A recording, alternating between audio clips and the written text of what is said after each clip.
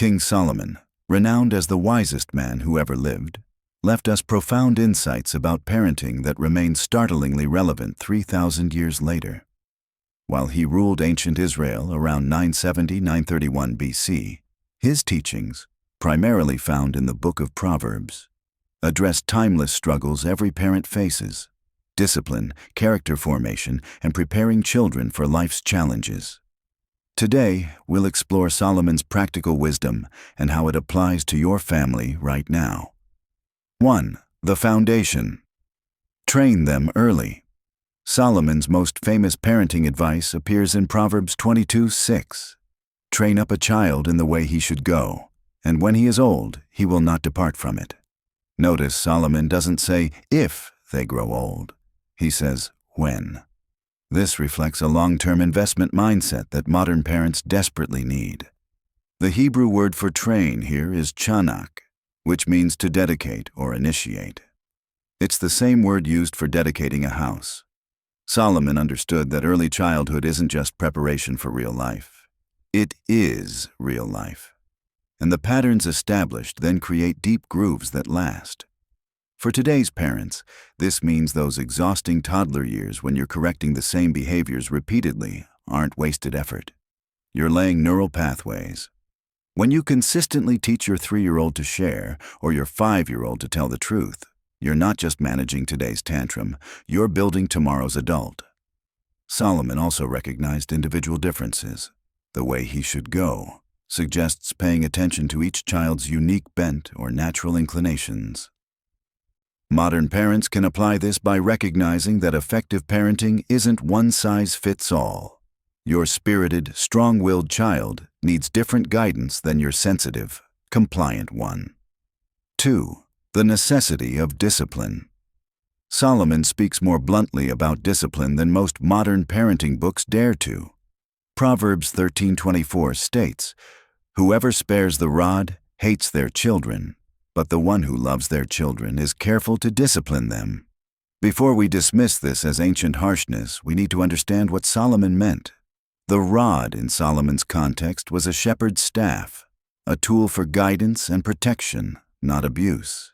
Shepherds used rods to gently steer sheep away from danger and back towards safety. Solomon's point isn't about hitting children. It's about the essential nature of correction itself. He understood something crucial. Children without boundaries feel unloved and insecure. Proverbs 29:15 reinforces this. A child left to himself brings shame to his mother. Solomon recognized that children actually need structure and correction to thrive. They're not born with self-control. It must be developed. For modern parents, this translates to having the courage to say no, to enforce consequences, and to be the parent rather than the friend. When your teenager misses curfew or your 10-year-old lies about homework, Solomon would say that ignoring it isn't kindness. It's abandonment of your parental responsibility. However, Solomon also warns against excessive harshness. Proverbs 15:1 notes that a harsh word stirs up anger. The goal is correction that leads to wisdom, not punishment that leads to resentment. This balance, firm but fair, consistent but compassionate, is the heart of Solomonic parenting. 3. Teaching wisdom. Over just rules.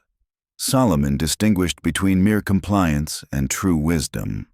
Throughout Proverbs, he doesn't just tell children what to do, he explains why. He appeals to their reason and long-term self-interest. Consider Proverbs 1:8-9. "Listen, my son, to your father's instruction, and do not forsake your mother's teaching. They are a garland to grace your head and a chain to adorn your neck." Solomon frames obedience not as restriction but as adornment, something that makes life more beautiful. He repeatedly uses "my son" and "my daughter," creating an intimate teaching relationship rather than an authoritarian command structure. Modern parents can learn from this approach. Explain the why behind your rules. When your child asks why they can't stay up late on school nights, don't just say, "because I said so." Explain how sleep affects their brain, their mood, their ability to learn.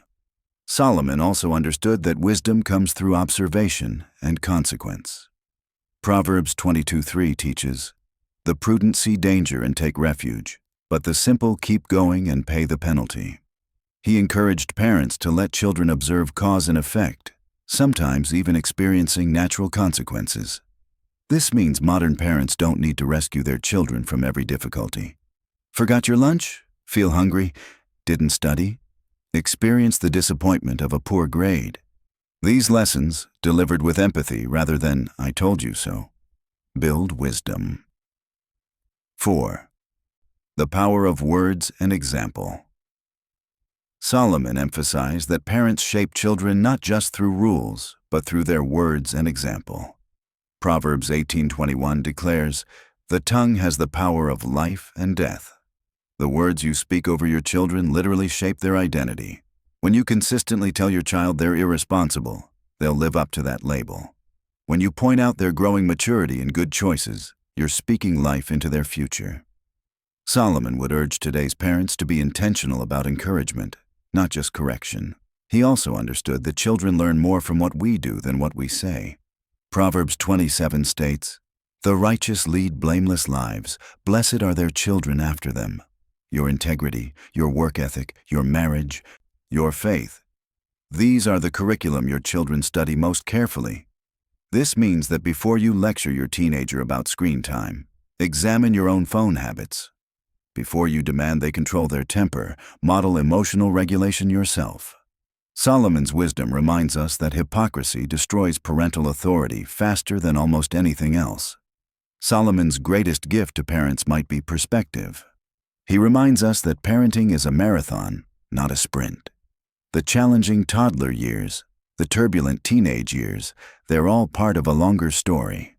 Proverbs 23:24-25 captures this beautifully. "The father of a righteous child has great joy. A man who fathers a wise son rejoices in him. May your father and mother rejoice. May she who gave you birth be glad." Solomon envisions the long-term reward. Adult children who bring joy not just to themselves, but to the parents who invested in them. In our instant gratification culture, Solomon calls parents to play the long game. The boundaries you set today, the character you build now, the wisdom you instill through countless conversations, these are investments that compound over decades. Your role isn't to be perfect.